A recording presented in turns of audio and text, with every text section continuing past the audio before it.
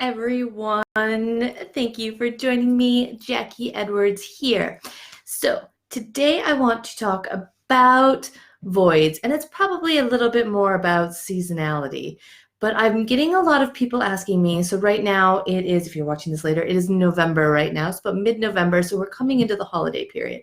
So I just recently did a video last week or the week before about why I think it's really important to keep your momentum up this time of year and how it is possible to get deals during the holiday period. So make sure you pop back and watch that one because I think it's really good, and it's really important to remember that there are landlords that are looking for people to take on their properties right now. There are people that are desperately looking to sell their properties right now, and you can help those people. But you can only do that if you are getting out there and doing viewings and doing the work.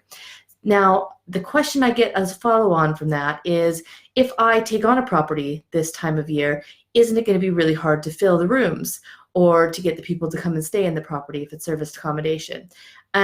Because it's a slower time of the year. You know, there's less bookings now, there's less tenants looking for places to stay. Everything's just a little bit slower. So if you think, oh my gosh, what happens if I take on a new property in November, December, January even? You know, I'm not going to have any tenants. And that's okay. You know that's going to happen. So what you need to do is plan that into your numbers. So what I like to do this time of year, if I'm taking on a new property, is I plan my upfront costs are going to be just a little bit higher. So I include extra void upfront to fill the rooms. So when I'm taking on an HMO, I know it's going to take me longer this time of year to get tenants in. I'm going to probably, I'll get less messages on spare room. I might have to do a few more viewings because, the tenants have more choice because there's still other rooms out there available and there's less people looking for rooms. So they've got more choice.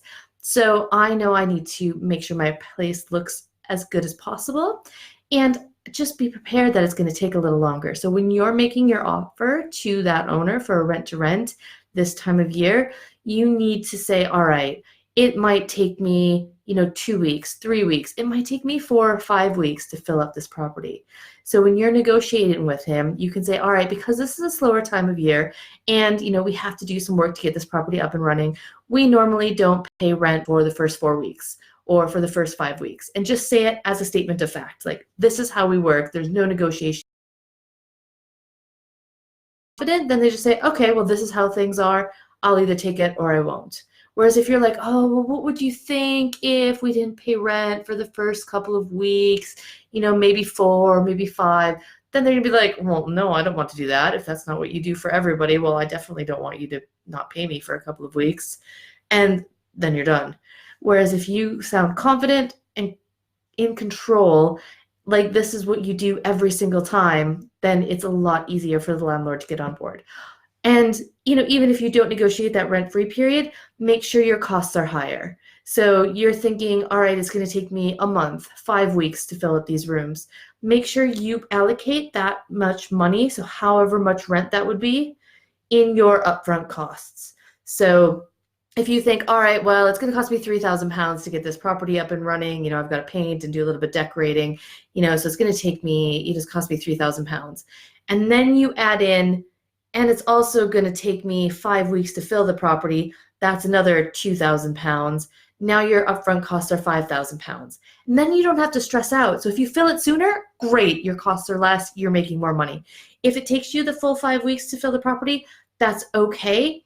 You've had that in your budget upfront. So then you don't have to be desperate. You don't have to take the wrong types of tenants just because you want to get anyone in the property. So just consider that when you're taking properties this time of year. It's okay. The landlords are still, they're going to know it's slow. They're going to be desperate to find somebody to take on their property because they want to shift it and they know things are slow. So if you're giving them numbers and, just kind of talking to them and saying, this isn't the best time of year for us, we're happy to take your property on, but things are a little bit slower. It'll take us a bit more time to even get the workmen in over the holiday period because it's a lot harder to get workmen then as well, tradespeople. So they're going to understand that. Use those as reasons that you're going to pay a little bit less in the beginning, you're not going to pay quite as soon, whatever it is. But just be confident about it and don't stop looking for properties now just because you think it'll be hard to fill them. Because if you stop that momentum, it's really hard to pull it back up and get started again in the new year. You want to flow into 2020 as if 2019 just never stopped, and you just never stopped doing anything. So you just do the same things over and over and over and over and over again. You keep that momentum going, because if you stop right now and you have to start all over again in January, it's going to be another big time period where you're going to have to be starting from scratch and building up your contact list and reminding them who you are and just going through the motions every single time that starting from scratch does. Whereas if you just keep going, it's easy, it flows, and it's smooth, and you can take on properties this time of year. So don't let that scare you off. Don't stop looking. This is the time of year that I love to be working, because this is when the landlords are looking for help. This is when they've got the time and space, when they're not rushing around for their job. They're home, they're spending a little bit of time, they're actually opening their post. So keep that in mind. Don't stop, keep going, and just factor in a little bit higher upfront costs for those voids. And I've got another special live Q&A coming up. So if you really want to motivate yourself and get going for 2020 and for the end of 2019, we've still got a month and a half left, then join my Unlocking the Secrets course. If you join before the 21st of November, you will be able to join me for a live Q&A call on the 21st of November. Now, this is only for people that have taken my Unlocking the Secrets course. So you need to jump in now before then. And ideally, you'll jump in now, watch the videos, get out and practice a little bit, and then come back and ask me your questions. So we can go through deal analysis. We can go through what to say if a landlord says this, how to make that first phone call. We can go through any questions that you've got that weren't answered in the course. Plus, you get all my downloads. You get the rent-to-rent contract templates. You get letters to send. You get my marketing material. You get absolutely everything. So it's an awesome course. Head to renttorentacademy.co.uk, and you can find the details for the Unlocking the Secrets course there. And yes, the 21st of November, you'll get the recording of that call as well to listen to over and over again. And it's really helpful that even if you don't have any pressing questions at the time, to hear what other people are asking, because you might not have that question yet, but just by hearing somebody else ask that, you're like, oh yeah. And you might go down 2 weeks down the road and you'll be like, oh my gosh, I'm really glad that I got the answer to that question when I did, because now it's relevant and now I know the answer and I can just keep moving forward. So hopefully that helps.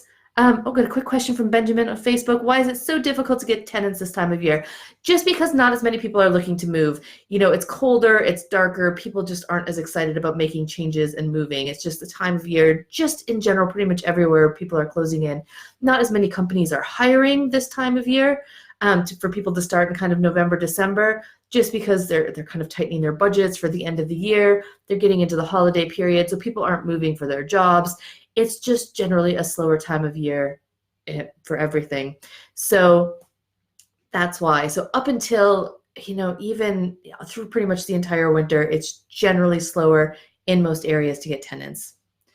Jacqueline has said, do you offer mentorship?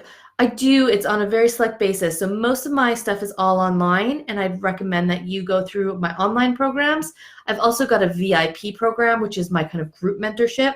So we meet twice a month to do Q&A and questions and answers, and we go through lessons together. So that's what I would recommend first before jumping into one-to-one mentorship, which I don't have loads of time for, so I don't do quite as much anymore. My online programs are amazing. We will be starting up another one of my 9-week programs in early 2020 as well. So if that's something of interest to you, keep an eye out. I'm going to be doing loads and loads of giveaways in December. I love to do like a big Christmas special. So we do like a big Christmas countdown, and I'll be giving you loads of free videos and content all through December. So watch for the sign up for that. Awesome. I am going to head off now. I've got to chat with my coach in a minute. So thank you so much for joining me, and I will see you again next week.